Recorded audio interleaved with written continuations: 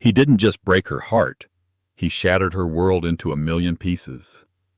For 20 years, Emma Vance had been the perfect wife, the silent partner, the woman who sacrificed her own dreams so her husband Michael Sterling could build his empire. Then one rainy Tuesday, he came home, looked at her without a flicker of emotion, and said, "I've met someone else. She's everything I need now."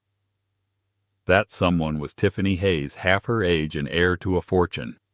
Emma was left with a modest settlement, a broken spirit, and a future that looked like a barren wasteland. But what Michael, Tiffany, and the entire town of Maple Creek didn't know was that a forgotten letter was already on its way. A letter that would change everything and turn the discarded wife into the most powerful woman they had ever seen. The silence in their sprawling, custom-built house in Maple Creek, Washington, was the first thing that hit you. It wasn't a peaceful silence. It was a heavy, suffocating blanket of unspoken resentments. For 20 years, Emma Vance had curated this life, this home, this man. She had met Michael Sterling in college. He was the ambitious business major with fire in his eyes and holes in his shoes. She was the brilliant art history student with a passion for Impressionism and a quiet, steady heart. She dropped out in her final year to support him taking on 2 jobs so he could focus on his first tech startup. Every success he had was built on the foundation of her sacrifice. Her forgotten degree, her postponed dreams of curating a gallery, the friends she'd lost touch with because Michael's networking events always took precedence. His company, Sterling Innovations, was now a multi-million-dollar player in the logistics software game. Their house, featured in Pacific Northwest Living, was a testament to his success. But it was Emma who had managed the contractors, chosen the marble for the countertops, and planted the weeping willows in the backyard with her own hands. The change had been gradual, insidious. At first it was late nights at the office, then business trips that stretched longer than scheduled. He started critiquing her clothes, her weight, the way she wasn't keeping up. He'd say things like, "Ellie, you need to be more aggressive, more polished. When I walk into a room, my wife needs to reflect my status." The woman's name was Tiffany Hayes. Emma found out not through a dramatic confrontation, but through the cold, impersonal discovery of a credit card statement left on the counter. Charges for a suite at the Fairmont Olympic in Seattle jewelry from a designer Emma had only ever dreamed of window shopping dinners at Canlis. Tiffany was 26, the daughter of a shipping magnate with a manufactured pout, and a popular Instagram account filled with photos from yachts and ski chalets. She was everything Emma wasn't: young, carefree, and born into the world Michael had clawed his way into. The day he told her was a Tuesday in October. The sky outside was a weeping gray, the rain lashing against the floor-to-ceiling windows. Michael walked in his tailored suit, impeccable, not a drop of rain on him from the short walk from the climate-controlled garage. He didn't even take off his coat. "Emma, we need to talk," he said, his voice flat, rehearsed. She was in the kitchen, a smudge of flour on her cheek from the bread she was baking, his favorite rosemary sourdough. Her heart, which had been in a state of low-grade anxiety for months, seized in her chest. "What is it, Michael?" "This isn't working anymore," he began, the classic cowardly opening. "I'm not happy. We've grown apart." Emma simply stared at him, her hands frozen on the dough. "Grown apart? Michael, I've spent 20 years growing towards you. There is no part of my life that you haven't shaped or directed." A flicker of annoyance crossed his face. He hated being reminded of their humble beginnings. "Don't be so dramatic. It's a natural progression. People change. My needs have changed. Your needs." She repeated the words, tasting like ash. "And what about my needs?" "That's the thing, Ellie," he said, and this was the part that would haunt her for months. "I don't think you even know what you need anymore. You've just been here." He gestured around the perfect kitchen, the perfect house, as if it were a cage she had built for herself, and then he delivered the final fatal blow. "I've met someone. Her name is Tiffany Hayes. I'm in love with her. I'm leaving you." The world tilted on its axis. The smell of baking bread suddenly made her nauseous. "Tiffany Hayes. The girl from the charity gala. The one you said was an intern for her father's company. "It doesn't matter how it started," he said, his voice cold. "It matters that it's real. My lawyer will be in touch with yours. I'll be generous, of course. You'll be well taken care of." Generous. He used the word as if he were bestowing a great gift upon her, not dismantling a life she had co-authored. He was buying her silence, her swift and quiet exit. The house would be sold. He would give her a settlement that to anyone else would seem substantial, but to him was little more than a rounding error in his vast fortune. He was pruning a part of his life that no longer fit his brand. She didn't cry. Not then. She was too numb, too shocked. She watched him turn and walk out the door, out of their house, out of their life, without a single look back. The front door clicked shut, a sound of absolute finality.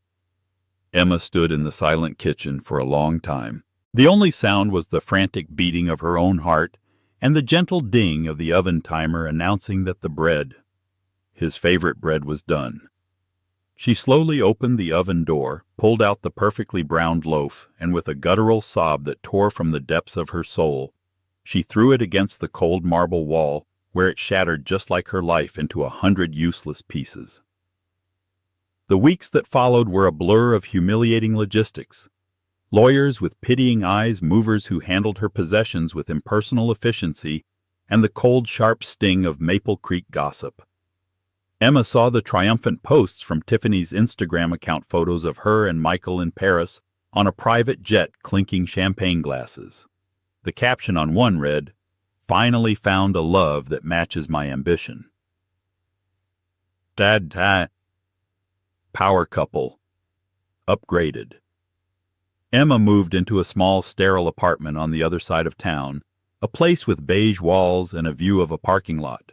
The generous settlement from Michael was enough to live on, but not enough to live. It was a pension for her years of service, calculated and cold. She felt invisible, a ghost haunting the edges of a life that was no longer hers. Her friends, mostly wives of Michael's business associates, offered platitudes and then slowly drifted away. She was a social liability, a reminder of what could happen to any of them. She was 45 years old, with a 20-year gap in her resume, and a spirit that felt ancient and weary. She spent her days in a thick fog of grief, sometimes not leaving the apartment for days. The vibrant, intelligent woman who loved art and history was gone, replaced by a hollow shell. It was on one such day, a particularly bleak Thursday in late November, that the letter arrived. It was wedged between a credit card offer and a utility bill. The envelope was thick, creamy cardstock, the kind of paper that signaled importance. The return address was a law firm, Abernathy & Sons, located in a place she'd never heard of, Cannon Beach, Oregon. Her brow furrowed. She knew no one in Oregon. Tearing it open, her eyes scanned the formal typewritten text. Dear Ms. Emma Vance, it is with regret that we inform you of the passing of your great-aunt, Ms. Genevieve Vance. We are the executors of her estate. Ms. Vance's last will and testament requires your presence for the reading to be held at our offices on December 5th at 10:00 a.m. Please contact our office to confirm your attendance. Genevieve Vance. The name was a whisper from a distant past, her father's aunt, a woman Emma had met only once at a family reunion when she was a child of 7.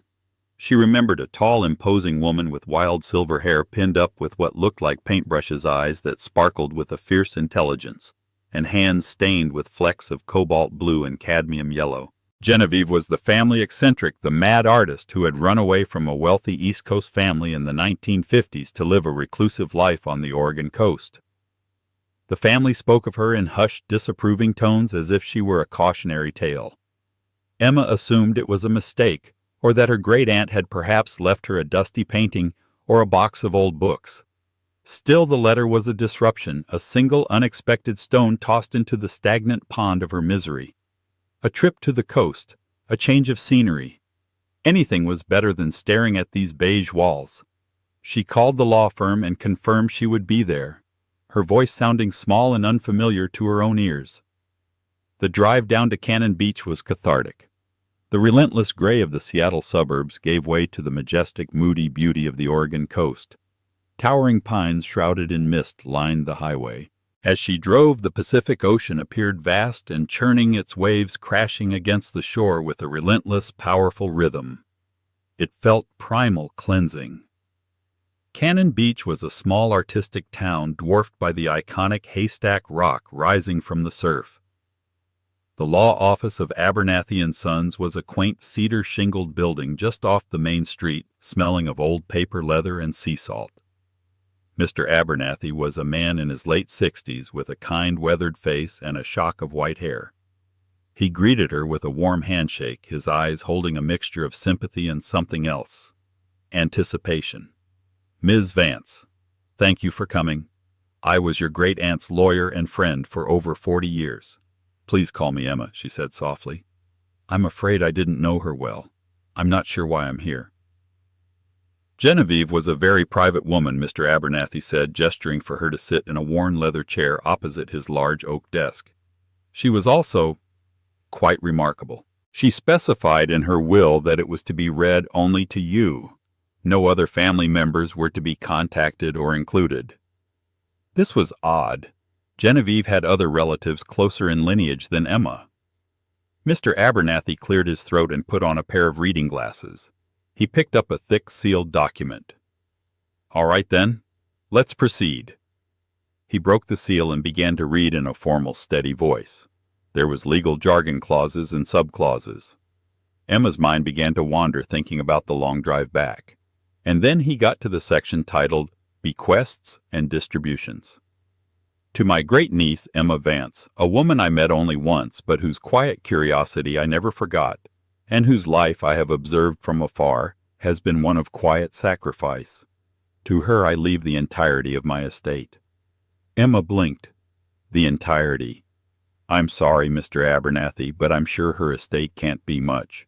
A small house, perhaps, some savings." Mr. Abernathy paused, looking at her over the rim of his glasses.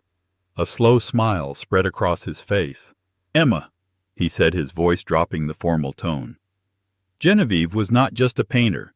She was a brilliant, unacknowledged genius. She was a chemist by training before she devoted herself to art. In the 1970s, to fund her work, she developed and patented a series of industrial-grade chemical binders and polymers. Things used in everything from marine paint to aerospace manufacturing. He slid a financial portfolio across the desk. It was 2 inches thick. She sold the initial patents to a major corporation for a modest sum, but she was smart. She retained a small perpetual royalty percentage. A fraction of a cent on every gallon, every unit. Over 40 years, Emma, that fraction has grown. He let that sink in for a moment. Emma's heart was hammering against her ribs. Furthermore, he continued, turning a page. Genevieve was a shrewd investor. She used that royalty income to quietly acquire commercial real estate in Portland and Seattle during the downturns. And then there is her art. While the world never knew her name, a very small, very elite circle of collectors did. Her personal collection, housed in her studio, contains not only her own work, but several pieces by now famous artists she traded with early in their careers. "We've had a preliminary appraisal." He took a deep breath. "Emma, the royalty patents generate approximately $15 million a year. The real estate portfolio is currently valued at just over $150 million. The art collection is estimated conservatively at another $200 million, and that's before we account for her liquid assets and stock portfolio." He took off his glasses and looked at her directly. "Your great-aunt has left you an estate with a net worth of approximately $520 million. The room went silent. The only sound was the ticking of a grandfather clock in the corner and the distant cry of a seagull. Emma stared at the man, then at the portfolio, then out the window at the gray, churning ocean. Her mind couldn't process the number. It was abstract, meaningless. $520 million. She thought of Michael. She thought of his generous settlement. She thought of Tiffany's smug Instagram posts. A strange, hysterical giggle bubbled up in her throat. She pressed her lips together, but it escaped anyway, a sound somewhere between a laugh and a sob. Mr. Abernathy watched her, his expression gentle. "It's a lot to take in," he said softly. Emma Vance, the discarded wife. The invisible woman looked at the lawyer, tears now streaming down her face, and nodded. Yes, she whispered, her voice trembling not with sorrow but with the earth-shattering, terrifying, and exhilarating power of a world that had just been reborn. Yes, it is. For 2 days, Emma stayed in a small hotel overlooking Cannon Beach, the financial portfolio lying on the adjacent bed like a strange alien artifact. She walked the beach for hours, the cold, salty wind whipping at her face, the immense power of the ocean a mirror to the tidal wave that had just crashed into her life. The numbers were still just numbers too vast to comprehend. $520, $1,000. It wasn't real money. It was a concept, a weapon, a responsibility. On the 3rd day, she met with Mr. Abernathy again. He had arranged for her to see Genevieve's house and studio, a secluded property nestled in the coastal hills hidden from the main road by a dense grove of ancient Sitka spruce trees. The house was a marvel of modernist architecture, all glass and cedar built into the hillside with a panoramic view of the Pacific. It was minimalist and serene, but the studio was where Genevieve's soul lived. It was a massive barn-like structure with a soaring ceiling and a north-facing wall made entirely of glass. Canvases, some larger than cars, were stacked against the walls. The air smelled of turpentine oil paint and linseed oil. It was the smell of creation. In a locked, climate-controlled room off the main studio was the collection. Emma, the forgotten art history student, gasped. There were paintings she had only ever seen in textbooks. An early moody landscape by Rothko, a small exquisite watercolor by Georgia O'Keeffe, a charcoal sketch by de Kooning, and everywhere Genevieve's own work. It was breathtaking, abstract, powerful, and filled with a raw, elemental energy that seemed to capture the very spirit of the coast. Her great-aunt wasn't just a painter, she was a master. She never wanted fame, Mr. Abernathy explained, walking beside her. She said fame was a cage. She just wanted the freedom to create. The patents gave her that freedom. Standing there amidst all that hidden genius and quiet power, something inside Emma shifted. The fog of grief and humiliation began to burn away, replaced by a nascent spark of purpose. This wasn't just money. This was a legacy. Her great-aunt, another woman the world had overlooked, had built an empire in secret, and she had passed the torch to Emma. "What do I do first?" she asked Mr. Abernathy, her voice stronger than it had been in months. "First," he said with a smile, "we assemble your team. You're no longer just a private citizen, Emma. You're a corporation. You need the best financial advisors, tax lawyers, and asset managers. I've already taken the liberty of preparing a list of the most discreet and effective firms in the country." For the next month, Emma lived and worked out of Genevieve's house, a place that felt more like home than the Maple Creek mansion ever had. She became a student again, devouring information. She held conference calls with teams from J.P. Morgan Private Bank and Goldman Sachs. She learned about trusts, tax shelters, and philanthropic foundations. She was sharp. A quick study, her mind so long dormant now firing on all cylinders.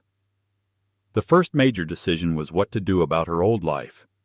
The temptation to storm back into Maple Creek, buy the biggest house, and rub Michael's face in her newfound fortune was immense. It was a primal, satisfying fantasy. But as she sat on her great-aunt's deck watching eagles soar over the ocean, she realized that would be playing Michael's game. It would still be about him. Genevieve had lived a life of quiet, unassailable power. She hadn't needed the world's validation. That was the real lesson. That was the real legacy. Emma made a plan, a quiet plan. She hired a top-tier wealth management firm based not in Seattle but in New York, ensuring a layer of distance. She established a blind trust, the Vance Trust, to manage the assets. She legally changed her name back to Emma Vance, formally shedding the sterling name like a snake sheds its skin. Then she began to quietly, surgically invest in herself. She found a luxury condominium in downtown Seattle, a sleek modern apartment with breathtaking views of Elliott Bay. It was elegant but understated. No ostentatious mansion. She furnished it with a mix of modern classics and a few of Genevieve's smaller personal paintings. She hired a personal stylist and a trainer. The transformation wasn't about becoming someone else, but about rediscovering the woman she'd been before Michael. The timid, apologetic posture she'd adopted over the years was replaced by a confident stride. She cut her hair into a chic, sophisticated bob. She bought clothes that made her feel powerful, not just clothes that Michael would have approved of. The most important step, however, was for her soul. She re-enrolled at the University of Washington to finally complete her art history degree. She sat in lecture halls with students half her age, not as a wealthy benefactor, but as a peer. Simply Emma Vance, the woman with an insatiable curiosity about the Italian Renaissance. It was there she found her footing, her voice, her passion again. The anonymity was a balm. She also started laying the groundwork for her true purpose. Working with Mr. Abernathy, she began the process of establishing the Genevieve Vance Foundation for the Arts, an organization dedicated to providing grants to emerging female artists, the kind of women the world so often overlooked. Through it all, she remained a ghost to her old life. She changed her phone number. She deleted her old, sparse social media profiles. To Maple Creek and to Michael Sterling, Emma had simply vanished, faded away into the obscurity he had consigned her to. He had no idea that while he was living his loud, flashy life with Tiffany, his quiet, forgotten ex-wife was silently assembling a kingdom. While Emma was meticulously building her new reality, Michael Sterling was discovering that his own was built on a foundation of sand. The life with Tiffany Hayes, which had seemed so shiny and perfect from a distance, was proving to be a gilded cage. Tiffany was a creature of her environment. Her world revolved around appearances, status, and the constant, relentless acquisition of more. Their new life together was a performance piece played out for social media and the society pages. They bought a larger, more ostentatious mansion in Medina, a neighborhood that made their old Maple Creek home look like a cottage. It had a tennis court, a 7-car garage for their growing collection of supercars, and a staff to manage it all. But there was no warmth, no soul. Michael, who had once prided himself on being a self-made man, now found himself constantly trying to impress Tiffany's father, a gruff old money patriarch named Arthur Hayes, who viewed Michael with thinly veiled contempt. To Arthur, Michael would always be new money, a flashy upstart who had married into the dynasty. At family dinners in the Hayes palatial estate, Michael was subjected to subtle digs about his background, his business decisions, his taste in wine. Sterling Innovations. Cute name, Arthur had once remarked, swirling a glass of vintage Bordeaux. A bit small fry, isn't it? Logistics software. It's all just moving boxes around in the cloud, right? Tiffany, far from defending him, would just laugh her tinkling, empty laugh. Oh, Daddy, be nice. Michael's trying his best. The financial pressure was immense. Tiffany's spending habits were astronomical. Couture gowns for galas she attended, once spontaneous trips to Dubai, redecorating their new mansion on a whim. Michael's company was successful, but it wasn't an infinite well of cash. He started making riskier business decisions, chasing bigger, faster returns to keep up with the lifestyle she demanded. He also started to miss Emma, though he would never admit it even to himself. He missed the quiet stability she provided. He missed her uncanny ability to see the flaw in a business plan he'd missed. He missed how she managed their finances with quiet competence, creating a buffer of security that had allowed him to take calculated risks. With Emma, he had been building an empire. With Tiffany, he was just funding a spectacle. There were practical things, too. He'd come home from a grueling day, his head spinning with a complex problem at work, wanting to talk it through. But Tiffany's eyes would glaze over. She'd interrupt him to show him a new pair of shoes she'd bought, or to complain about the caterer for her upcoming charity luncheon. He was lonelier in this grand mansion with this beautiful woman than he had ever been in his life. One night, after a particularly condescending dinner with Tiffany's parents, he found himself driving through their old Maple Creek neighborhood. He drove past their old house. A new family had moved in. A child's bicycle was lying on the lawn where Emma's rose garden used to be. A profound, aching sense of loss washed over him. He had traded something real for something hollow. Curiosity gnawed at him. What had happened to Emma? He'd assumed she was living a quiet, diminished life on his settlement. He had his assistant do a discreet search, but they found almost nothing. Her old phone number was disconnected. She wasn't on social media. There was no public record of her address. It was as if she had ceased to exist. She probably moved back to her parents in Ohio or something, Tiffany said dismissively when he mentioned it. Living a simple life. It's for the best, really. She was never cut out for this world, darling. Michael agreed, but a part of him felt a chill. The quiet, predictable woman he had cast aside had vanished without a trace, and the silence she left behind was more unsettling than any angry phone call or public scene would have been. He told himself it was for the best, that he had made the right choice for his ambition for his brand. But late at night, when the house was quiet and Tiffany was asleep in their cavernous bedroom, Michael Sterling would lie awake staring into the darkness and wonder if in his desperate climb to the top he had thrown away the only thing that had ever truly held him up. A year and a half after the divorce, a new name began to circulate in Seattle's elite philanthropic and art circles, Emma Vance. It started as a whisper. The University of Washington's Art History Department received a massive anonymous donation to fund a new wing. A struggling local theater company on the verge of bankruptcy was saved by a last-minute seven-figure gift from a mysterious E. Vance. Then came the Genevieve Vance Foundation for the Arts. It burst onto the scene with an audacious inaugural prize, the Vance Vanguard Award, a $250,000 unrestricted grant, and a solo exhibition at a prestigious Seattle gallery awarded to a single game-changing female artist from the Pacific Northwest. The art world was set ablaze. Who was this Genevieve Vance, and who was the person behind the foundation? The foundation's president and public face was a highly respected former curator from the Seattle Art Museum. But the driving force, the enigmatic chair of the board, remained out of the public eye. Curiosity mounted. The city's old guard and new money tech titans were all asking the same question. Who is Emma Vance? Emma, meanwhile, had quietly graduated summa cum laude with her degree in art history. The shy, heartbroken woman was gone. In her place was a poised, articulate, and deeply knowledgeable woman who moved with an effortless confidence. She had found her purpose not in spending money, but in wielding it with precision and grace to change lives. She sat on the board of her foundation, guiding its mission, her insights into the art world proving invaluable. She also found a new, quiet kind of happiness. She met a man, Dr. Eris Thorne, a visiting professor of architectural history at the university. He was kind, brilliant, with a gentle wit, and no interest in her wealth, which he was not even aware of for the first few months they knew each other. He was drawn to her mind, her passion for art, and the quiet strength in her eyes. Their relationship grew slowly, organically, built on shared interests and mutual respect. Everything her marriage to Michael had not been. The whispers about Michael Sterling, on the other hand, were of a different nature. His company, Sterling Innovations, had taken a hit. A risky, over-leveraged acquisition had gone sour, and rumors were circulating about cash flow problems.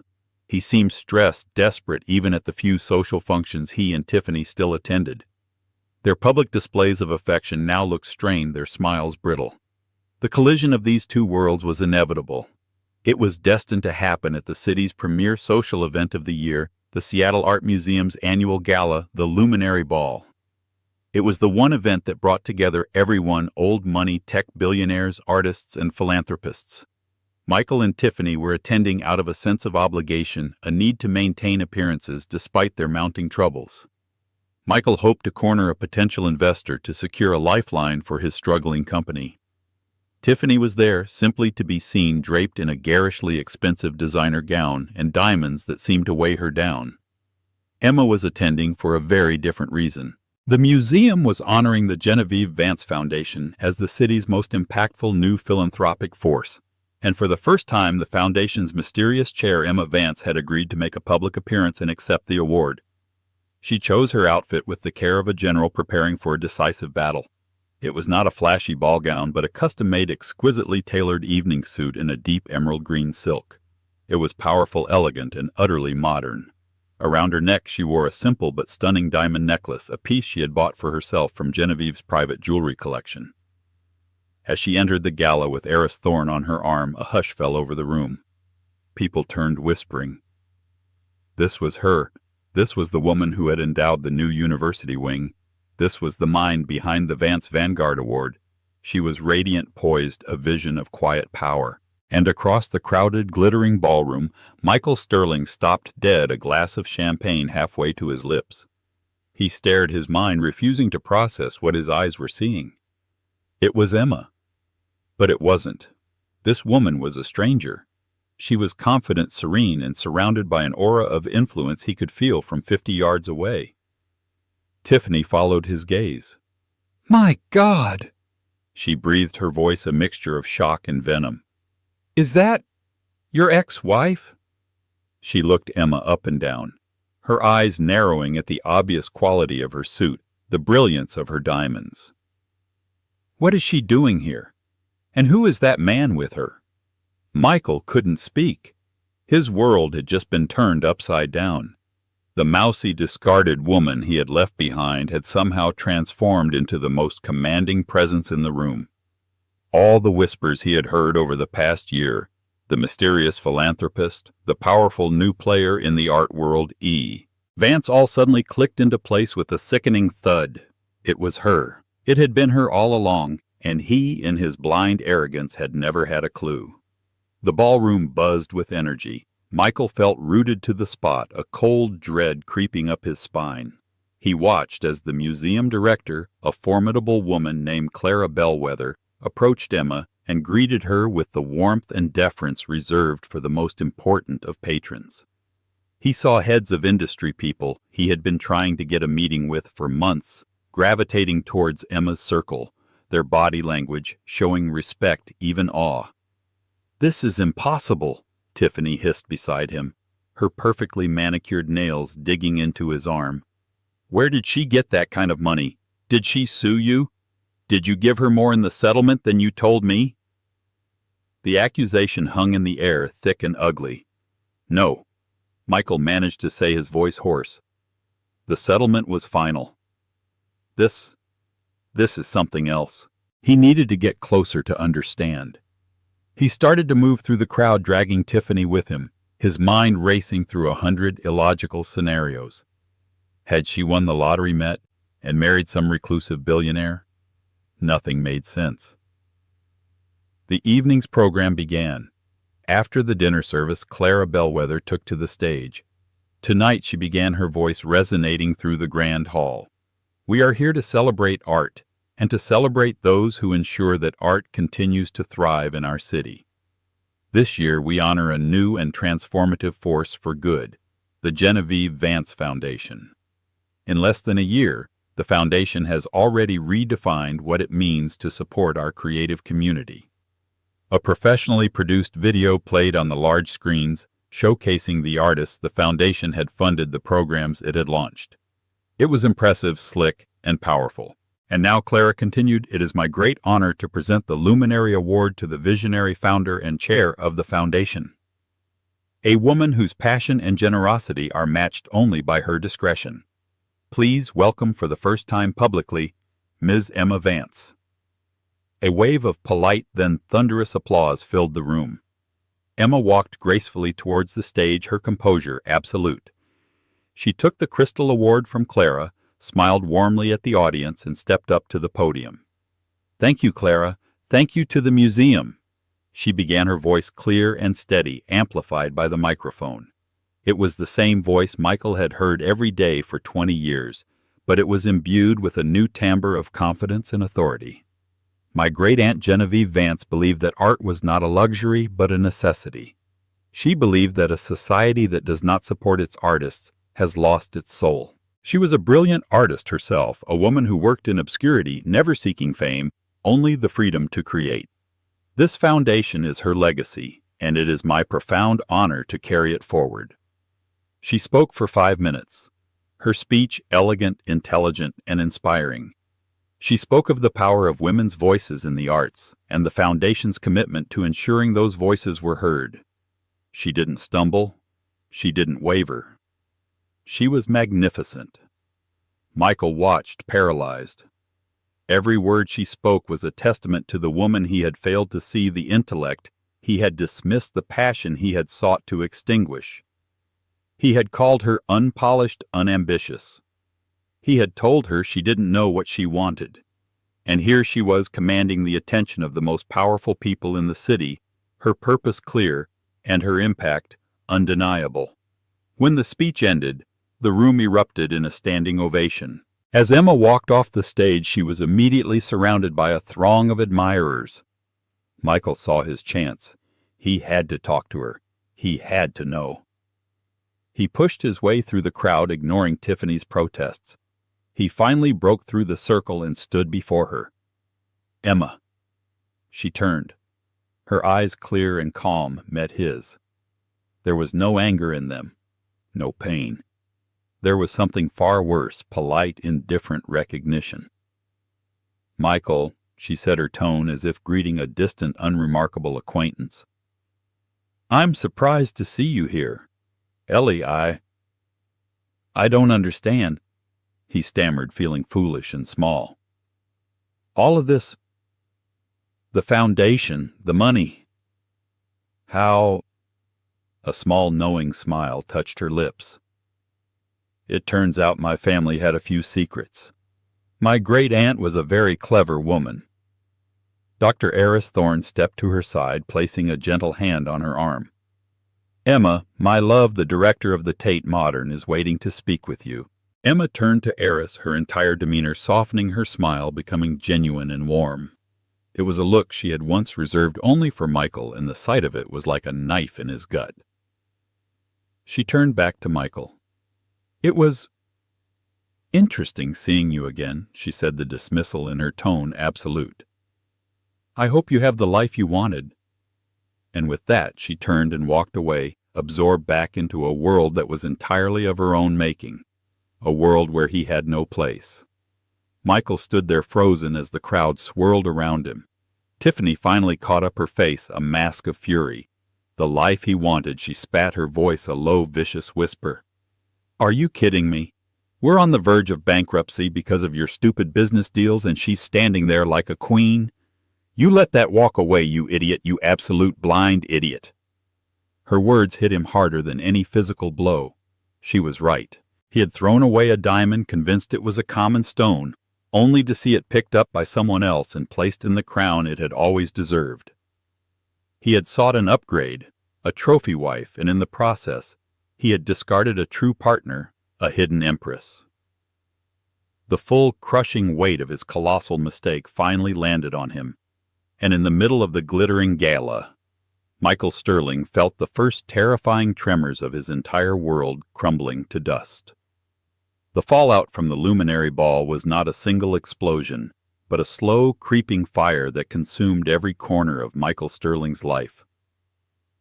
The morning after, his phone, usually buzzing with calls from business associates and sycophants, was eerily silent. The city's power players were all talking about one person, and it wasn't him. It was Emma Vance. Her name was on the lips of every CEO, every investor, every society columnist. She was the city's brilliant, beautiful new mystery, and he was the fool who had let her go. His first tangible taste of this new reality came 2 days later. He finally cornered Marcus Thorne, the venture capitalist he'd been hoping to secure for a crucial round of funding at their exclusive athletic club. Marcus, good to see you, Michael said, forcing a confident smile as he approached the older man on the squash court. I was hoping we could reschedule our lunch. Things have been hectic. Marcus turned, wiping his brow with a towel. His expression was cool, unreadable. Michael. Actually, I was going to call you. We're going to pass on the latest round. The board feels the risk profile is too high at the moment. The risk profile, Michael's smile faltered. Marcus, the projections are solid. We're on the verge of a major breakthrough. Are you? Marcus said, his gaze unflinching. The word is you're over-leveraged. that the acquisition of Logimax was a Hail Mary, not a strategy. You know, I had a fascinating conversation at the gala with Emma Vance's financial advisor. The precision of their long-term strategy. It's a masterclass. That's the kind of stability the market respects. He clapped Michael lightly on the shoulder, a gesture not of camaraderie but of dismissal. Best of luck, Michael. You're going to need it. It was a death sentence delivered with a country club smile. With Marcus Thorne out, other investors pulled back like a receding tide, leaving Sterling Innovations beached and gasping on the shore.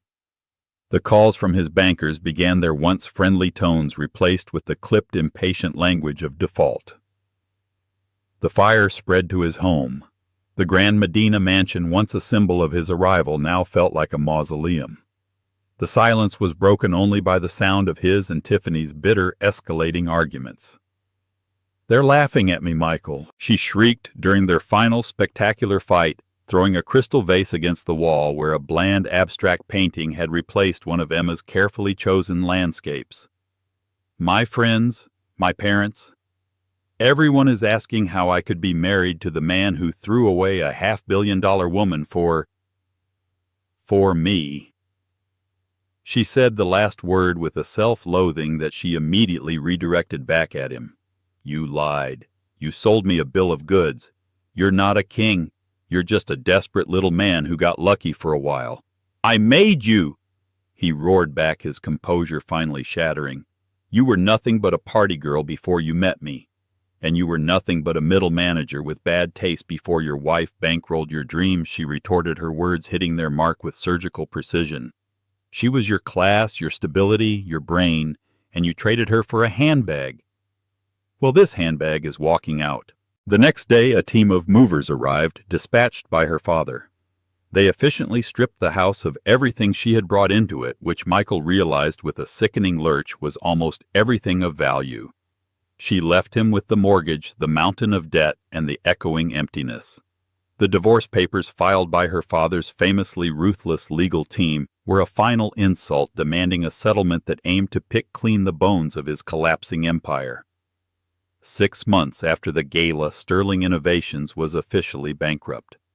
The name he had built, the brand he had curated with such obsessive care, was now a byword for failure in the Puget Sound Business Journal. Emma, meanwhile, never looked back. She did not orchestrate Michael's downfall, nor did she revel in it. She was too busy building. The Genevieve Vance Foundation became a pillar of the national arts community. Emma sat at the head of the boardroom table, not as a figurehead, but as a sharp, decisive leader. She could dissect a budget with the same skill she used to analyze a Titian. She flew to New York to meet with museum boards, to London to consult with auction houses, always with Eris by her side, their partnership a quiet, powerful hum of mutual admiration. She poured her soul into honoring her great-aunt. She commissioned a world-renowned architect, a woman known for her sensitive, light-filled designs, to transform the Cannon Beach property. It would not be a stuffy museum, but the Vance Institute, a working center for art, chemistry, and conservation, with a residency program for emerging female artists. It was a place of creation, just as Genevieve would have wanted. One chilly evening, about a year after his life had completely unraveled, Michael found himself working a catering gig at a high-end restaurant. It was a humiliating cash-in-hand job found through a temp agency, a desperate measure to pay the rent on his dingy one-bedroom apartment. He was clearing plates, his face a neutral mask, when he saw them enter. Emma and Eris. They didn't see him. Why would they? He was just part of the scenery. Emma looked radiant. She was wearing a simple black dress, her hair cut in an even more sophisticated style. She was laughing at something Eris said, her face illuminated with a genuine, unburdened joy that he couldn't remember ever seeing when she was with him. They were seated at a prime table, greeted warmly by the owner. Michael's supervisor told him to stay away from that section. A more senior waiter would handle it. He retreated to the kitchen, the clatter of dishes a deafening roar in his ears, his hands trembling as he stacked dirty plates.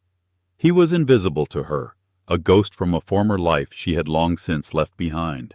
Sometime later, Emma and Eris were on the deck of the nearly completed Vance Institute, the scent of salt and cedar in the air. A blanket was wrapped around their shoulders as they watched the sun dip below the churning Pacific horizon, painting the sky in fiery strokes of orange and purple. "It's beautiful," Eris said softly, holding her close. "Genevieve would be so proud of what you've done." "I hope so." Emma replied, her voice filled with quiet emotion. She leaned her head on his shoulder, feeling a profound sense of peace. "For the longest time I thought my life was the story of what Michael built. I was just a supporting character. It took losing all of that to realize my story hadn't even started yet." She looked out at the vast ocean. "It's funny. He thought leaving me was the end of my world. But all he did was kick me out of a small, cramped room and force me to see the entire universe that was waiting outside. He took my past, but he gave me back my future." Her victory was not in Michael's failure, but in her own magnificent becoming. He was left with the ashes of a life built on ego and ambition. She had risen from her own, discovering that within her were the embers of a fire far brighter and more enduring than the one he had tried to extinguish. She was not just a survivor. She was the architect of a new world built not on what was taken from her, but on the limitless strength she had finally found within herself. Emma Vance's story isn't just about money or revenge. It's a powerful reminder that our worth is never defined by who leaves us, but by what we build in the space they leave behind. She was discarded, underestimated, and left with nothing, but she discovered a strength she never knew she had. Her journey from a broken heart in a lonely apartment to a global philanthropist shows us that the ultimate victory is not in proving your doubters wrong, but in building a life so fulfilling that their opinion becomes completely irrelevant. It teaches us that sometimes the most devastating endings are just the universe's way of clearing the path for a truly spectacular new beginning. If Emma's story of resilience and triumph inspired you, please show your support by hitting that like button. Share this video with someone who might need to hear it, and don't forget to subscribe and turn on notifications so you won't miss our next story of incredible real-life drama. Thank you for listening. What is the price of silence? For Julian Croft, a high-flying tech entrepreneur, it was $200 million. When he divorced his quiet, unassuming wife Emily, he saw it as cutting dead weight. He took the house, the savings, their shared history, and left her with almost nothing. She didn't fight, she didn't argue. She simply signed the papers and walked away in silence. 6 months later, a single announcement in Forbes magazine would not only shatter Julian's world, but expose a secret so vast it would make his entire life's ambition look like pocket change. This is the story of the silent wife he discarded, and the moment the world discovered she was an heiress to a fortune he couldn't even fathom. The silence in their Boston penthouse had become a physical presence as thick and suffocating as the coastal fog that often crept in from the harbor. It wasn't the comfortable silence of two people who knew each other's thoughts, but the vast empty space between two strangers who happened to share a mortgage. Emily Vance felt it most acutely in the evenings. She would be in her small studio, a converted sunroom overlooking the Charles River, the scent of turpentine and oil paint clinging to her clothes while her husband Julian Croft was in his home office, the rhythmic tapping of his keyboard the only sign he was even there. They had been married for 8 years. The first 5 were a whirlwind of shared dreams built in a cramped apartment with second-hand furniture and takeout cartons. Julian, with his razor-sharp ambition and charisma that could charm investors out of their life savings, was the engine of their life. Emily, with her quiet nature and steady job at the Boston Public Library's rare books department, was his anchor. She believed in him with a ferocity that often surprised even herself. She packed his lunches, proofread his business proposals, and celebrated every small victory as if it were the moon landing. Her modest salary kept them afloat while his first startup, a predictive analytics company called EtherTech, burned through cash. Then, EtherTech landed a massive Series A funding round led by the venture capital firm Sequoia Capital. Everything changed overnight. The cramped apartment was replaced by the penthouse. The takeout cartons were replaced by catered parties where Emily felt more like staff than the host. Julian's wardrobe shifted from worn-out sweaters to custom-tailored Tom Ford suits. His language changed too. He started using words like synergy, disruption, and burn rate in casual conversation. He stopped talking about our dream and started talking about my legacy. Emily tried to keep up. She traded her comfortable cardigans for designer dresses that felt like costumes.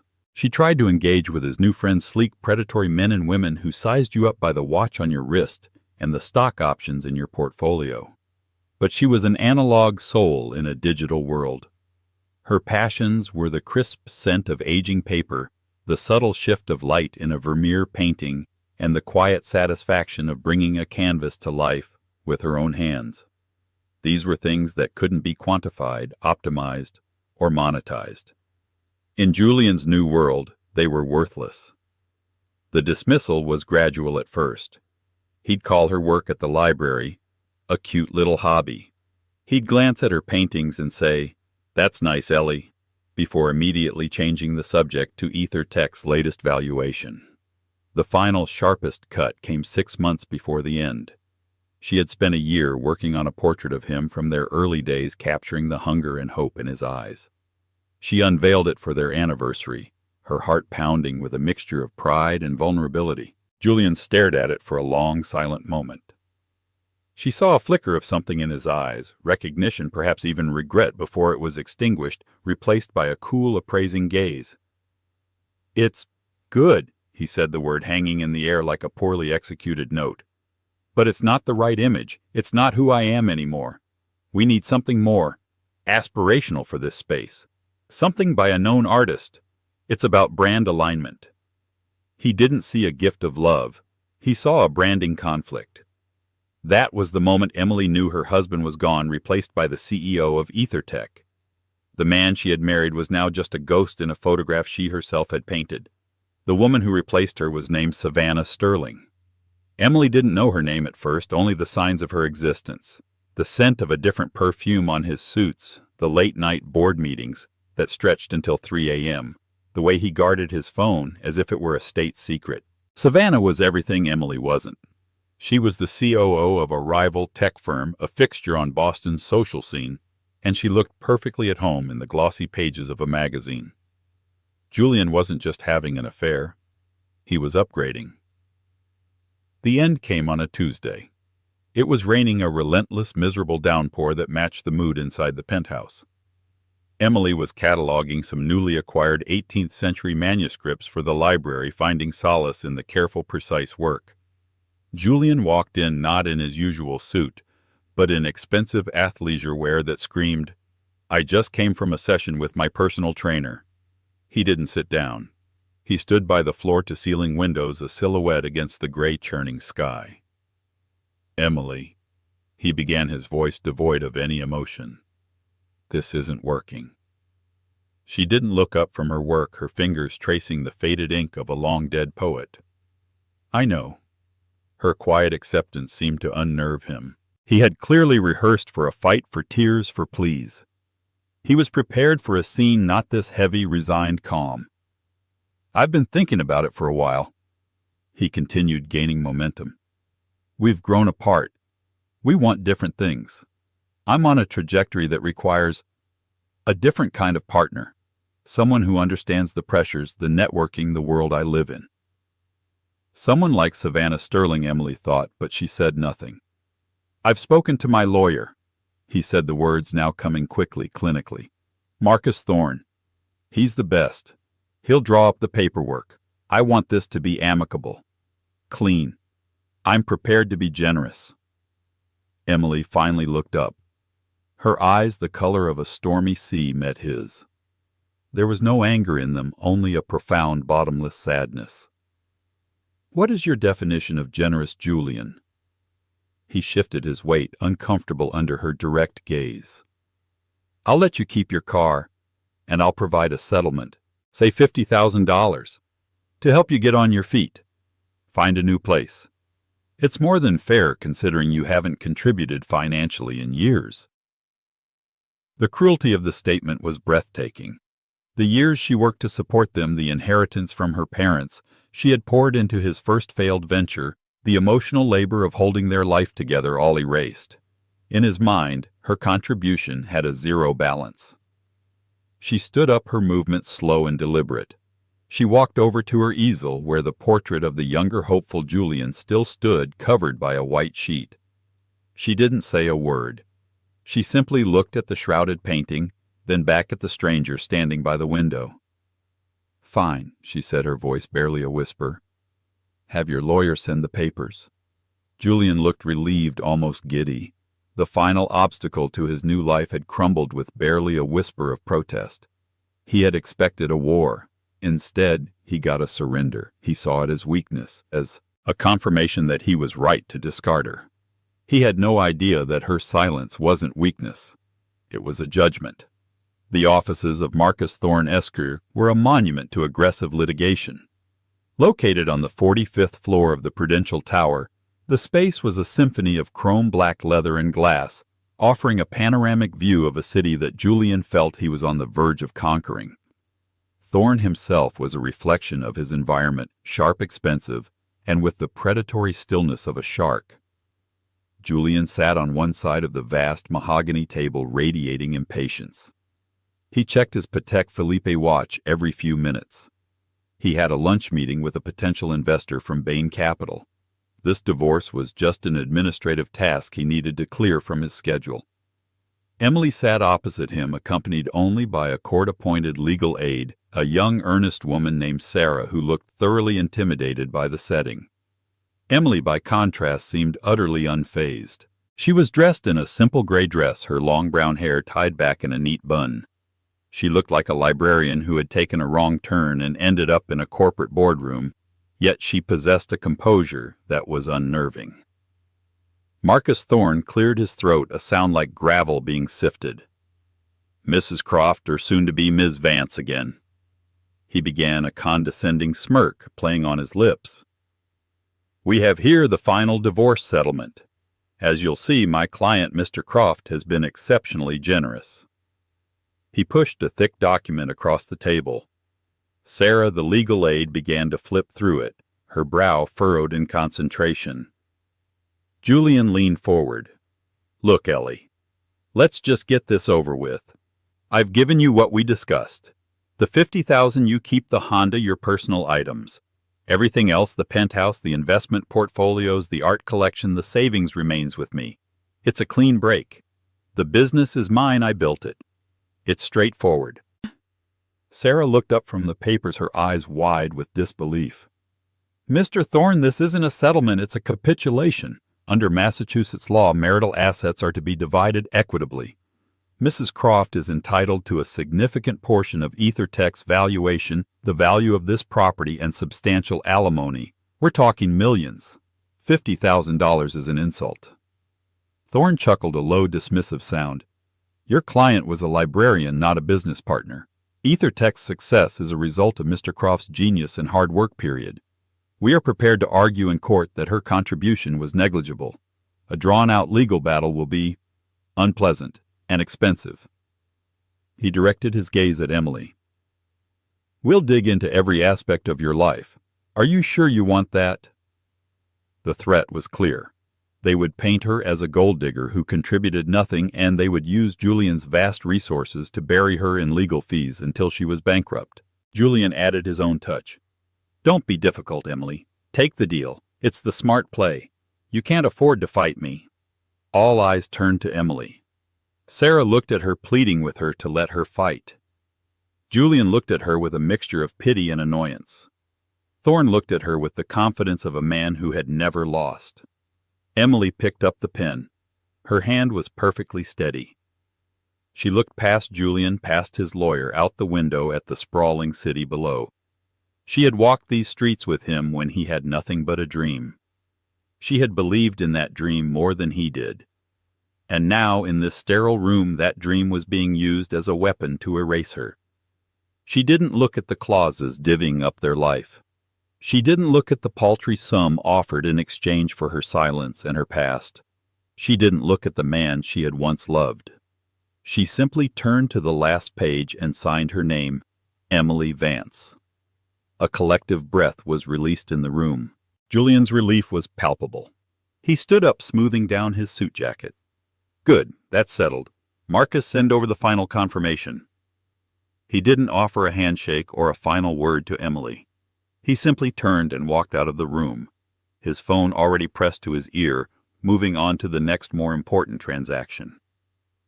Marcus Thorne gathered his papers, a triumphant glint in his eye. He had won.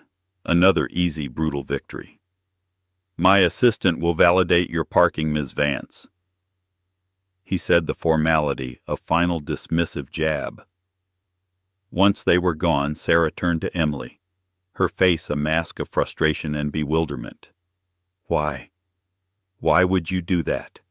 We could have fought. We could have gotten you a real settlement. You're entitled to so much more.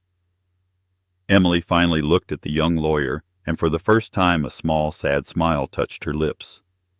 Sometimes, Sarah, she said softly, her voice calm and clear, the most valuable thing you can buy is your freedom. And today I bought mine for a very low price. She stood up, gathered her simple cloth bag, and walked out of the opulent office, leaving the world of Julian Croft behind her.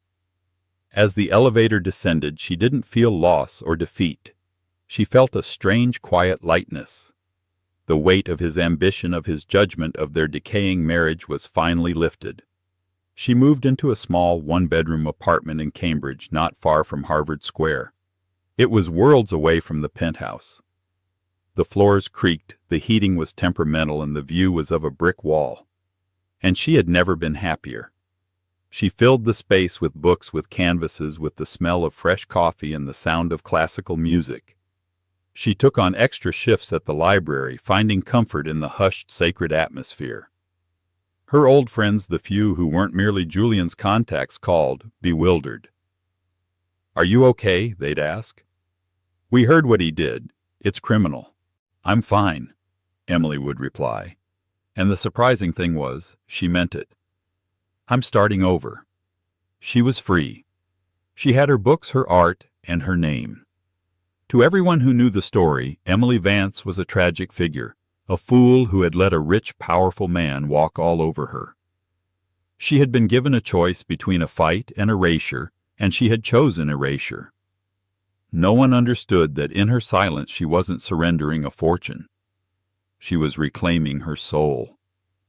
3 months after the divorce was finalized, Emily had settled into a rhythm that felt like her own for the first time in years. Her life was small, but it was authentic. Her days were spent amidst the quiet dignity of the library, and her nights were lost in the vibrant chaos of her painting. She was working on a new series, Abstract Landscapes, inspired not by grand vistas but by the subtle textures of her new life. The crack in the pavement, the pattern of moss on an old brick wall, the way light filtered through the dusty window of her apartment. The summons came on a crisp autumn afternoon. It wasn't a court document, but a thick cream-colored envelope delivered by a courier. The embossed letterhead read, Cromwell, Sterling and Finch, a name synonymous with old money and impenetrable legal fortresses. Puzzled, Emily slid it open.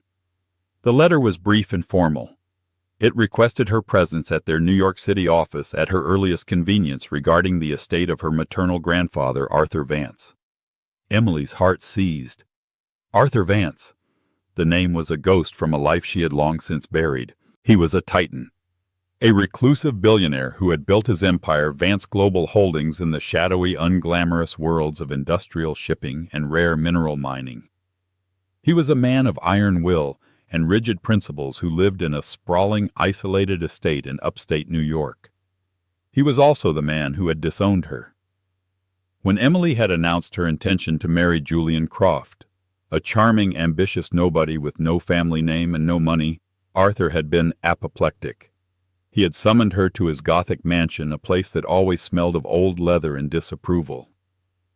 This boy is a predator, Arthur had rasped, his eyes still sharp and intelligent at 85, boring into her. He sees you not as a woman, but as a stepping stone. His ambition is a cancer. He will use you, and when you are no longer useful, he will discard you.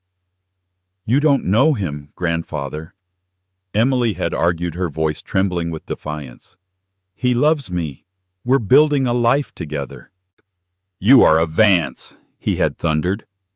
You are the last of my line. You will not throw that away on a common grifter. End it, or you are no longer my granddaughter.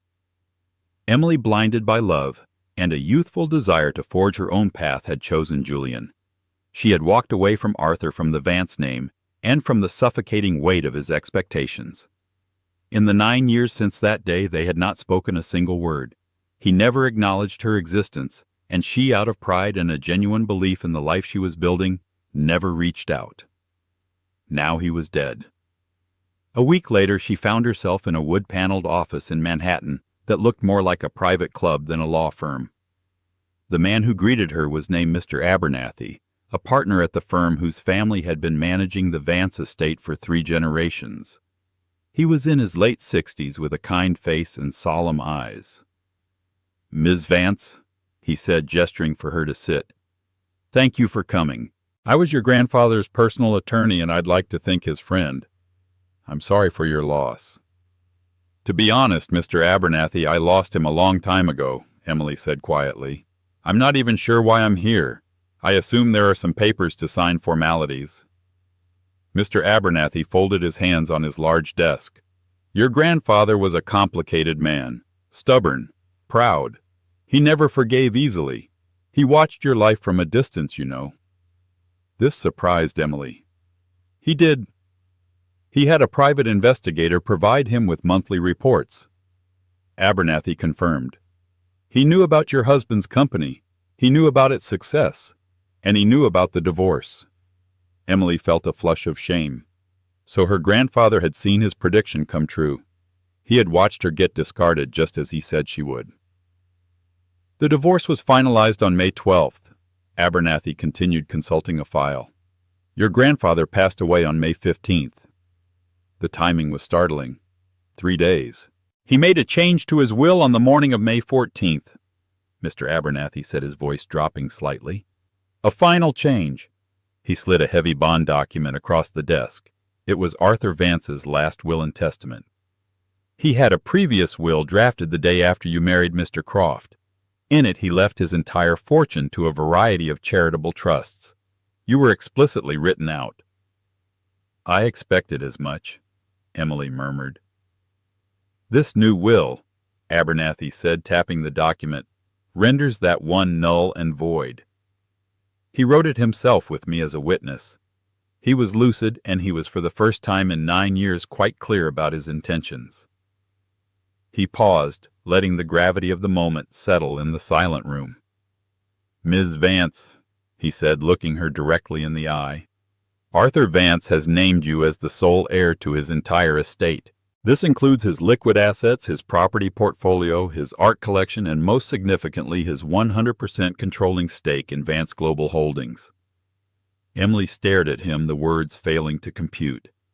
It felt like he was speaking a foreign language. "Sole heir? That's not possible. He disowned me." "He saw that you had been stripped of everything," Abernathy explained gently. "And he saw that you walked away with your dignity. You didn't fight for the money. In his eyes, you proved you were not a Croft. You proved you were a Vance. His final words to me on the matter were, 'The boy took the gilding, but he left the gold behind. She's ready now.'" Emily's mind was reeling. She couldn't breathe. What does this all mean in practical terms?" Mr. Abernathy took off his glasses and polished them slowly. "In practical terms, Ms. Vance, your net worth as of the market's close yesterday is estimated to be slightly north of $200 million, and you are now the chairman and majority shareholder of a multinational corporation with over 5,000 employees." Emily Vance, the quiet librarian who lived in a creaky Cambridge apartment and worried about making rent, looked down at her hands. They were stained with a bit of ultramarine blue paint from the night before. She thought of the $50,000 Julian had so generously given her, a sum that now seemed like a cosmic joke. She thought of his condescending pity of his lawyer's sneer. She had walked out of that divorce with nothing but her name, and it turned out her name was worth everything. For 6 weeks the world remained unchanged. Emily, under the careful guidance of Mr. Abernathy and a team of financial advisors, began the dizzying process of understanding her new reality. She was flown on a private jet to her grandfather's estate, a place she hadn't seen since she was 22. She walked through the silent, cavernous rooms, now hers, feeling like an intruder. She met with the board of Vance Global Holdings, a group of stern-faced men who had been loyal to her grandfather for decades, and who now looked at her with a mixture of suspicion and curiosity. Through it all, she insisted on one thing: absolute privacy. No press releases, no public announcements until she was ready. She continued to live in her Cambridge apartment and work her shifts at the library. It was her only anchor to sanity in a sea of overwhelming change. She needed to be Emily the librarian for just a little while longer before she was forced to become Emily Vance the heiress. The silence was officially broken by Forbes magazine. Despite the estate's best efforts, a story of this magnitude couldn't be contained forever.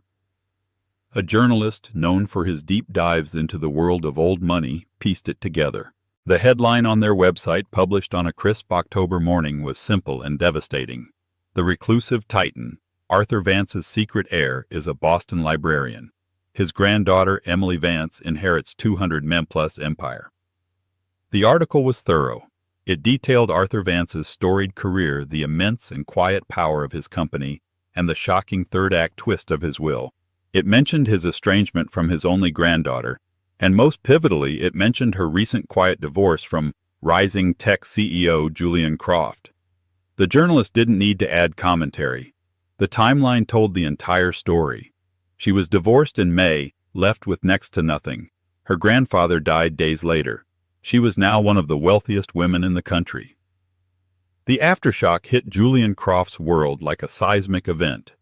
He was in a board meeting presenting EtherTech's quarterly growth projections when his phone, set to silent, began vibrating incessantly on the table. It was his COO, his CFO, his PR head.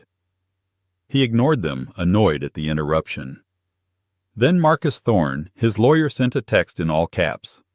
"Call me now. It's an emergency." Julian excused himself, stepping into the hallway with a frown. "Marcus, I'm in a meeting. This had better be important." "Have you seen the news, Forbes?" Marcus's voice was strained, panicked. "No, what is it?" "It's Emily," Marcus said, the name sounding alien in his mouth. "Her grandfather was Arthur Vance, of Vance Global Holdings. He died Julian. He left her everything." Julian's mind went blank. Vance. He vaguely remembered Emily mentioning a stubborn old grandfather, but she'd made him sound like some retired farmer, not a legendary tycoon. "What do you mean, everything?" "Everything means everything," Marcus hissed. "The company, the estate. Julian, the initial estimates are over $200 million. Julian felt the blood drain from his face. The sleek, air-conditioned hallway suddenly felt hot and tight. He leaned against the glass wall, his knuckles white as he gripped his phone. 200 million. The number was nonsensical. It was a rounding error in a nation's budget. It was more than the entire valuation of the company he had dedicated his life to building. His mind flashed back to the divorce meeting. Emily's calm face, her simple gray dress, her silence. He had seen it as weakness, as the quiet acceptance of a woman who knew her own worthlessness. He felt a wave of nausea. It wasn't weakness, it was contempt. She had sat there knowing this was a possibility and let him discard her for $50,000. She had watched him preen and posture secure in a secret that made his entire world look like a child's sandcastle. He ended the call and stumbled back into the boardroom. The faces of his investors and executives turned to him expectant. He opened his mouth to speak about projections and synergy, but all he could see was Emily's face at the signing table. The quiet dignity, the utter lack of fear, the pity in her eyes that he had mistaken for sadness. The news spread through the tech and finance circles of Boston like wildfire. At first it was just shock. Then it turned to a dark schadenfreude-laced humor. Julian Croft, the man who preached about vision, about seeing the next big thing, had been married to a golden goose and had traded her in for a pittance. He wasn't a visionary, he was the biggest fool in the history of venture capital. That evening he was at a cocktail party with Savannah. The mood was different. The usual fawning sycophants were keeping their distance, watching him from afar, whispering behind their hands. Savannah, who had been ecstatic about the Forbes mention of her as Julian's new powerful partner, was now tense and irritable. "I can't believe you didn't know," she said through a clenched jaw, sipping her champagne. "How could you be married to someone for 8 years and not know her family was sitting on a fortune? She was estranged from them. She never said a word." He snapped back, his voice raw. "Well, maybe you should have asked," Savannah retorted. "God, Julian, this is a PR nightmare. It makes you look incompetent. It makes us look like a joke." He saw it then, the calculation in her eyes, the brand alignment. He hadn't just divorced Emily, he had divorced a dynasty, and in doing so he had fundamentally damaged his own brand. The mystique of Julian Croft, the infallible golden boy, was shattered. All that was left was a greedy man who had made the worst deal of his life. He felt a cold dread creep into his heart. He hadn't just lost a fortune, he was about to lose everything. The fallout was swift and brutal. An investor who had been on the cusp of leading EtherTech's Series B funding round suddenly went cold, citing a shift in market confidence. Whispers followed Julian down the hallways of his own company. His authority, once absolute, now seemed hollow. He had built his reputation on being 10 steps ahead of everyone else, and the revelation that he'd been so spectacularly blindsided in his own home eroded the very foundation of his mythos. Desperation began to set in. He saw his future, the IPO, the magazine covers, the legacy slipping through his fingers. And it all led back to one person, Emily. He became obsessed. He tried calling her, but her number had been disconnected. He drove by her old apartment in Cambridge, but the landlord said she'd moved out weeks ago, leaving no forwarding address. He was locked out, a ghost from a past she had completely excised. Finally, through a private investigator of his own, he found the address of the newly formed Vance Foundation in a discreet, elegant brownstone on Beacon Hill. This was his chance. He had to fix this. He convinced himself that their love had been real, that he had just been temporarily blinded by ambition. He could win her back. He had to. He showed up unannounced on a Wednesday afternoon. He was dressed meticulously in his most expensive suit, clutching a bouquet of lilies, Emily's favorite, that now felt absurdly inadequate. The interior of the foundation was nothing like he expected. It wasn't opulent. It was tasteful and serene, with walls adorned not with famous art, but with the vibrant, promising work of unknown artists. A polite but firm assistant told him that Ms. Vance was in a meeting. Julian, using the last dregs of his once powerful charm, insisted it was a personal emergency. Reluctantly, the assistant led him to a spacious office overlooking a private garden, and there she was. Emily. She was not the mousy librarian he remembered. She stood tall, dressed in a simple but impeccably tailored navy blue dress. Her hair was down, falling in soft waves over her shoulders. She was meeting with 2 young artists, discussing their work with an easy confidence he had never seen in her. The transformation was staggering. It wasn't the clothes or the setting. It was an aura of quiet power, of self-possession. She didn't look like a different person. She looked like the person she was always meant to be. She saw him, and her smile faded, replaced by a cool, neutral expression. She politely excused herself from the meeting and gestured for him to sit. The artist filed out, giving Julian a curious glance. "Julian," she said, her voice even. "This is a surprise. To what do I owe this visit?" He set the flowers down on her desk. They looked garish and out of place. Emily, I've been trying to reach you. I was so worried." A small, incredulous laugh escaped her lips. "Worried? You weren't worried when you left me with $50,000 in a 10-year-old Honda Julian. What's changed?" "Everything's changed," he said, his voice cracking with manufactured emotion. "I heard about your grandfather. I am so sorry for your loss, and I'm sorry for everything else. I was a fool. I was drowning in the pressure of the company of that world. I lost myself. I lost us." He moved closer, his eyes pleading. "It was never about Savannah. She was a distraction, a symptom of the disease of my ambition. The man you married is still in here, the man who loved you in that tiny apartment with nothing but our dreams. We can find that again." Emily listened to his performance without interruption. Her calmness was more unsettling than any shouting match could have ever been. When he was finished, a long silence stretched between them. "Do you know what my grandfather did after he learned we were getting married?" she asked, her voice dangerously quiet. Julian was thrown. "What? No." "He hired a firm to do a complete background check on you. A real one, not just your credit score. He sent a man posing as a potential investor to meet with you. This investor offered you a deal seed funding for your own venture, a guaranteed position, a shortcut to everything you wanted. The only condition was that you had to sign an NDA and relocate to Singapore, alone." Julian's face went pale. He remembered the meeting.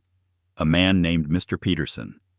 The offer had been incredibly tempting, coming at a time when he and Emily were struggling. "You turned him down," Emily continued, her eyes like chips of ice. "You told my grandfather's man that you were committed to your fiancée. My grandfather was almost impressed. He thought maybe he'd misjudged you. So he authorized the man to make a second offer for 10 times the money. All you had to do was leave me." She let the unspoken question hang in the air. Julian couldn't meet her eyes. He remembered the second offer. He remembered agonizing over it for a week, the temptation eating him alive. "You told him you needed to think about it," Emily said, finishing the story for him. "You didn't say no, Julian. You weighed my worth against a number and you hesitated. That was all my grandfather needed to know. He saw the predator in you then, and he was right. It just took me 8 more years to see it too." The carefully constructed hope in Julian's face crumbled into raw, ugly despair. He was exposed. There was no charm, no excuse that could cover this. "The money, Emily. The divorce settlement." He stammered, his true motivation finally laid bare. "It's not right. You're entitled to half of my assets, but by that same token I should be entitled to—" "Entitled?" She cut him off, her voice ringing with steel. "You are entitled to nothing. You made your deal. You traded 8 years of marriage for a clean break and $50,000. You set the price, Julian, not me. I just accepted your terms." She stood up, the finality of the gesture clear. "The woman you divorced is gone. The life we had is gone. You burned that bridge to the ground. You just didn't realize until now that the other side was where all the gold was." "Emily, please." He begged, his voice now a pathetic whisper. "Don't do this." "The meeting is over," she said, her voice softening with a finality that was more painful than anger. "I wish you well, Julian. Truly. I hope you find whatever it is you're looking for, but you will not find it here. Please see yourself out." She turned away from him and looked out the window at her garden, a silent dismissal. Julian Croft stood for a moment, a man utterly defeated. The flowers sat on the desk between them, already starting to wilt. He turned and walked out of the foundation, out of her life. A king who had just realized he'd willingly given away his entire kingdom for a handful of shiny pebbles.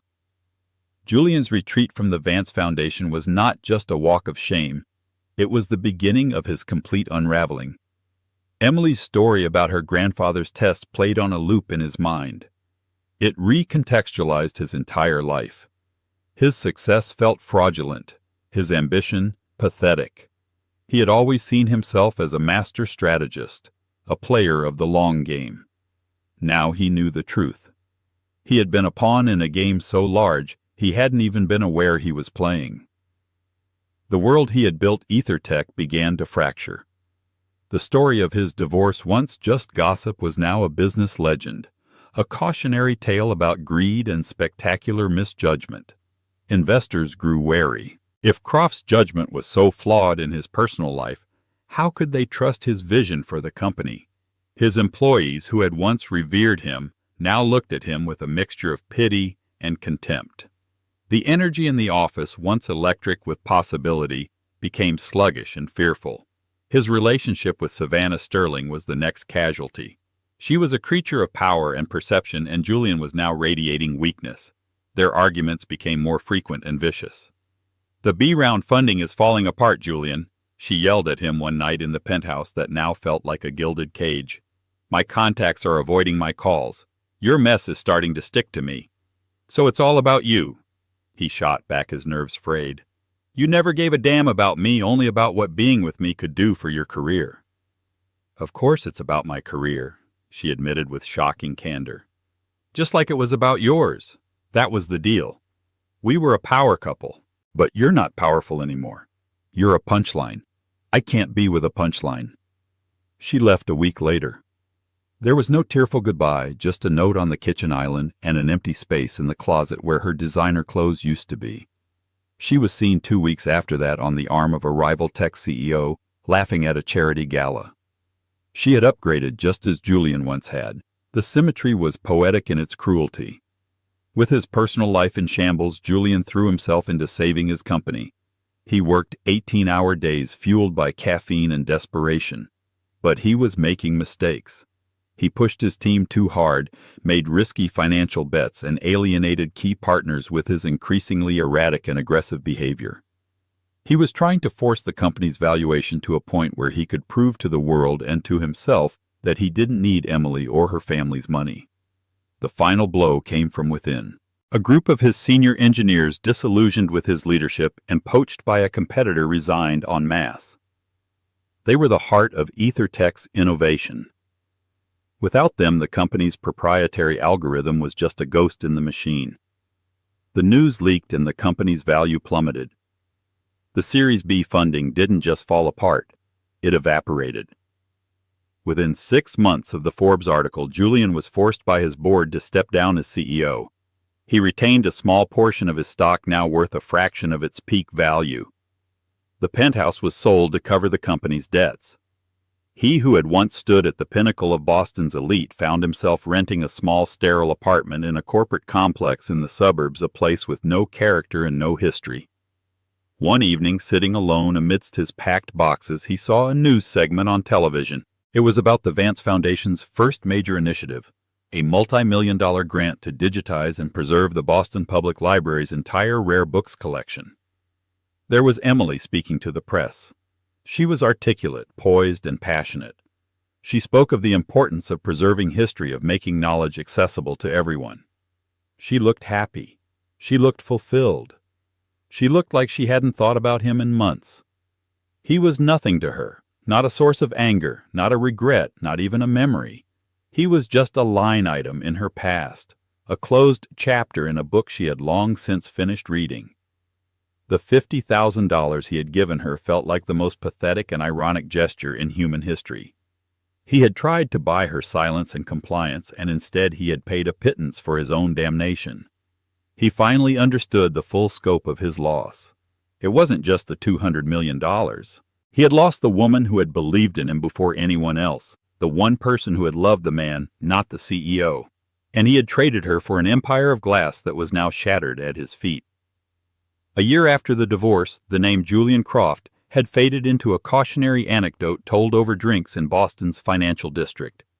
EtherTech had been acquired for its assets at a bargain basement price by a larger competitor, its name and vision absorbed and erased. Julian, having lost his board seat, his fortune, and his fiancée, had disappeared from the public eye. He lived in a soulless beige apartment complex in a town he'd once mocked as the suburbs, a place for people whose ambitions had died. One rainy Tuesday evening, while eating a microwave dinner, he saw her on a national news program. It was a segment on modern philanthropy. There was Emily not in a boardroom, but in a brightly lit public library surrounded by children. She was announcing the Vance Foundation's latest initiative, a multi-million-dollar grant to establish mobile libraries to service underprivileged rural communities. She was poised, articulate, and radiated a calm, purposeful energy. Julian watched the plastic fork halfway to his mouth and felt a profound, hollow emptiness. It wasn't just regret for the lost money. It was the chilling realization that she had built a world of meaning and substance, while his had been a house of cards built on ego. He was no longer even the villain in her story. He was an irrelevant, forgotten prologue. He turned off the television and sat in the silent gray darkness. Emily's world, in contrast, was saturated with color and life. The Vance Foundation became a celebrated institution not for the size of its endowment, but for the intelligence and heart with which it was run. Emily had found her true calling not as a CEO, but as a cultivator of art, of knowledge, of human potential. She sold her grandfather's oppressive Gothic estate and the sterile penthouse, divesting herself of the ghosts of men who had tried to define her. She bought a beautiful, rambling 19th-century home in Cambridge, one with ivy-covered walls, overflowing bookshelves, and a large, airy studio with a wall of north-facing windows that flooded the room with perfect, consistent light. It was a space for living and creating, not for performing or impressing. Her art, now untethered from expectation or financial need, underwent a breathtaking evolution. It became her primary language. Her first solo show in a prestigious Soho gallery was the talk of the New York art scene. It was titled simply, The Silent Agreement. The gallery was packed on opening night, a humming ecosystem of critics, collectors, and artists. At the heart of the exhibition hung a massive diptych that commanded the room. The left panel was a claustrophobic vision of cold metallic grays and sharp, angular lines that seemed to compress the space, evoking the feeling of a gilded cage. The right panel was its antithesis, an explosive, soaring composition of warm, vibrant colors, deep ultramarine cadmium yellow and fiery orange that suggested boundless freedom and light. It was a raw, abstract autobiography. It was there, standing quietly in a corner and observing the crowd, that she was approached by a man. He wasn't one of the slick collectors or fawning critics. He had a tweed jacket, thoughtful eyes, behind wire-rimmed glasses, and a dusting of gray at his temples. He was Dr. Ben Carter, a history professor from Columbia University who had been drawn in by the exhibit's catalog. "Forgive me for interrupting," he began, his voice a warm baritone. "I was just struck by the title of your centerpiece, The Silent Agreement. It implies a contract." From the looks of the left panel, the terms were rather brutal. Emily, used to people asking about price or technique, was pleasantly surprised by his perception. The terms were that one person got everything and the other person got to keep their soul, she replied, a small smile playing on her lips. "A bargain at any price, then," he said, his eyes twinkling. He had no idea she was the artist, let alone the subject of a famous financial scandal. He just saw the work and understood it on a deeply human level. Their conversation flowed effortlessly from the emotional resonance of her art to his own passion, the history of illuminated manuscripts. They discovered a shared love for the tangible past, for the stories held in paper and paint. He didn't see an heiress or a socialite. He saw a fellow scholar, a kindred spirit whose hands, like his, were often stained with ink and pigment. Their relationship grew as organically as the wild roses in her new garden. It was built in the quiet aisles of libraries, over cups of coffee in dusty Cambridge bookshops, and during long walks along the Charles River, the city skyline a distant glittering thing that no longer held any power over her. Ben visited her studio often, sitting for hours just to watch her paint. He understood that this was her sacred space, the place where she processed the world and translated it into her own unique language. With him, she felt seen in a way she never had with Julian. Ben wasn't interested in her brand or her trajectory. He was fascinated by the intricate, beautiful landscape of her mind. One late summer evening they sat together in her garden as fireflies began to stitch the twilight. The air was fragrant with the scent of lavender and damp earth. "I've been thinking about your show's title," Ben said, breaking a comfortable silence. "The Silent Agreement. When you were going through all of that, did you feel like you were losing by staying quiet?" Emily looked up at the first stars pricking the deepening indigo sky. She considered the question, the memory of that cold boardroom no longer carrying a sting. "For a long time I did," she confessed. "I thought my silence was weakness, a failure to fight for what I was owed. I was surrounded by people who believed power was about shouting the loudest, about taking the most, and I just signed the paper." She paused, then turned to him, her expression clear and certain. "But I've come to understand it differently. It wasn't a surrender. It was a refusal to participate. Julian's world, his whole system was based on a certain definition of value, market share, stock price, net worth. Fighting him on his terms would have meant accepting that his definition was the right one. My silence wasn't an agreement to his terms. It was the quietest, most powerful rejection of his entire worldview." Ben listened, his gaze full of warmth and understanding. "I wasn't giving up my share of a fortune," she continued, a note of wonder in her own voice as she articulated the thought. "I was protecting the only thing that was truly mine, my integrity. The person I was when I had nothing. That's the woman my grandfather finally saw. That's the woman I finally reclaimed for myself." She reached out and took his hand, her fingers lacing with his. "So no," she said, her voice clear and strong over the gentle hum of the cicadas. "I didn't feel like I was losing. I see it now. My silence was never the price I had to pay. It was the shrewdest investment I ever made, and it has paid off more beautifully than I could have ever imagined." Emily Vance's story isn't just about a shocking inheritance or a husband's karmic downfall. It's a powerful testament to the idea that true worth is never determined by a bank account or by someone else's validation. Julian Croft saw his wife's quiet nature as a weakness he needed to shed, but he was blind to the immense strength and integrity that lay beneath. In her silence, Emily wasn't surrendering. She was waiting. She was holding on to the one thing he could never take from her, her own identity. Her story is a reminder that the loudest person in the room is not always the most powerful, and that sometimes the greatest victories are won not with a shout, but with the quiet, dignified act of walking away and building a better life on your own terms. What did you think of Emily's incredible journey? Do you believe Julian got what he deserved? Let us know your thoughts in the comments below. And if you were moved by this story of hidden strength and ultimate vindication, please hit that like button, share it with someone who needs to hear it, and don't forget to subscribe for more true life stories that will leave you speechless. Thank you for watching.